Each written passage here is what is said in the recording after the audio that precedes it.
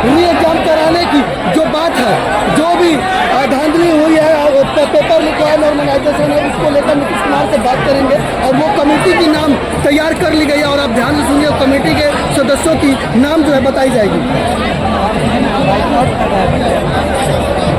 चलिए मैं आपको लेटर पढ़ के सुनाता हूं जो लिखा गया है। सेवा में माननीय मुख्यमंत्री जी, बिहार सरकार पटना। विषय 70वीं बीपीएससी प्रारंभिक परीक्षा को पूरी तरह से निरस्त कर पुनः परीक्षा कराने के संदर्भ में। अब सुनिए महोदय, 70वीं बीपीएससी बिहार लोक सेवा प्रारंभिक परीक्षा के अभ्यर्थी यह अत्यंत पीड़ा के साथ प्रस्तुत कर रहे हैं।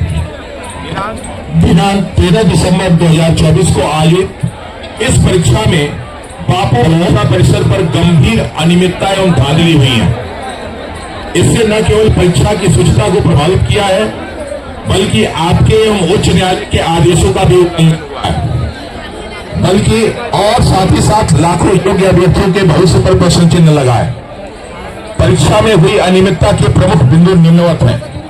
बापू परीक्षा सहित अनेक जिलों के अनेक केंद्रों पर परीक्षा संचालन पारदर्शिता की कमी एवं रही है। प्रश्न पत्र बांटने में देरी, कक्षाओं में प्रश्न पत्र की कमी, सामूहिक नकल, प्रश्न पत्र का वायरल होना आदि प्रमुख है। तीसरा, परीक्षा केंद्रों पर उचित प्रकाश का अभाव, सही तरीके से बायोमेट्रिक का न होना, अंतिम समय में परीक्षा केंद्रों में फेरबदल एवं परीक्षकों के पास जानकारी का कारण है।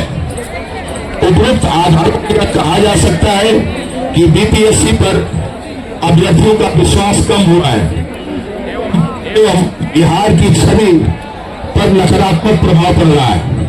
बीपीएससी द्वारा बापू परीक्षा परिसर में पुनः 18,000 बच्चों का पुनः परीक्षा कराने का निर्णय लिया गया है, जो 4 जनवरी 2025 को सुनिश्चित हुआ है।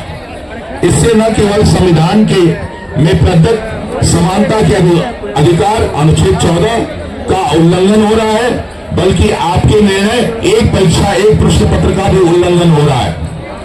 उल्लेखनीय है कि इन मांगों को लेकर हजारों अभ्यर्थी 18/12/2024 से गर्दनीबाग आगरा स्थल पर पटना में शिक्षा सत्याग्रह पर बैठे हुए हैं एवं अनेक छात्रों एवं अभ्यर्थियों एवं सत्याग्रहियों पर प्राथमिकी भी दर्ज किया गया है। बहुत सारे ऐसे बच्चे हैं जिन पे जो है एफआईआर दर्ज किया गया।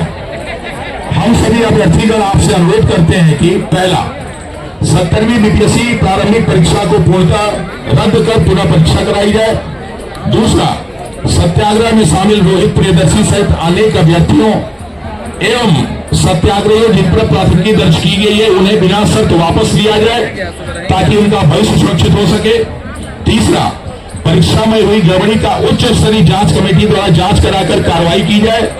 चौथा, बीपीएससी के वेबसाइट के सही कार्य न करने के कारण लगभग 90,000 से अधिक छात्रों का फॉर्म नहीं भरा जा सका, उन्हें पुनः अनुमति प्रदान किया जाए। पांचवा, परीक्षा संचालन हेतु पूर्व निर्धारित एसओपी एवं माननीय उच्च न्यायालय एवं आपके आदेशों का पूर्णतः पालन हो, क्योंकि उच्च न्यायालय ने 3 दिसंबर को एक डायरेक्शन जारी किया था कि सभी बच्चों के ओएमआर शीट पे उनकी फोटो होगी और साथ ही साथ कार्बन कॉपी भी इनको दिया जाएगा। लेकिन बीपीएससी की तरफ से उनके वकील साहब ने कहा कि साहब हमने 10 दिन पहले ही पेपर को हर सेंटर पे भेज दिया है, जिसके कारण प्रशासनिक कारणों से हम ये नहीं कर सकते हैं। और फिर अगला प्रश्न ही उठा कि जब आपने 10 दिन पहले ये काम कर दिया तो फिर अनेक सेंटरों पे पेपर कैसे कम हो गया? अगर आपने कर दिया तो 3-4 दिन पहले पेपरों सेंटरों का हेरफेर कैसे किया गया? 5,000 बच्चों का जो ट्रांसफर इधर से उधर किया गया, नवादा से गया और गया से नवादा। साथ ही साथ पटना में बहुत सारे लोगों का सेंटर जो इधर उधर हुआ, और एक तरफ आप कह रहे हैं कि हमने 10 दिन पहले ही दे दिया है। आपको बता दूं कि बीपीएससी ने इतनी अनियमितताएं की है कि अभी कोर्ट खुलने के बाद जब केस होगा तो एक एक कर्मचारी, एक एक अधिकारी जेल के पीछे होगा। उन्होंने गलती नहीं, उन्होंने अपराध किया है। और ये बहुत दिन से चल रहा है, ये सब का सब खुलेगा भेद।